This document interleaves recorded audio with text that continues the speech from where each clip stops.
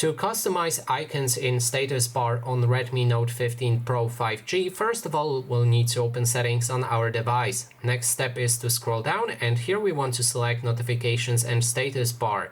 Inside, you'll be able to find the customize icon display. Click on it, and then you can first change number of notifications icon shown. So as you can see, I have 3. We can change it to 1 or even none if you don't want to see anything there. Then there's the icons like the Wi-Fi sign and etc. You can enable or disable connection speed, Bluetooth sign, location service, and anything else that you can find right here. Then there's also connected devices. You can manage that as well.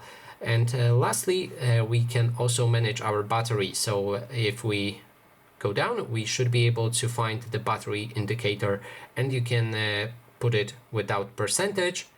You can also add percentage with the battery on the side, or when the percentage is inside of that battery icon. We can also click on hide notch, and that way you can enable or disable this black notch on the top side of your screen. And that is basically everything. Thanks so much for watching, and if you like this video, please consider subscribing.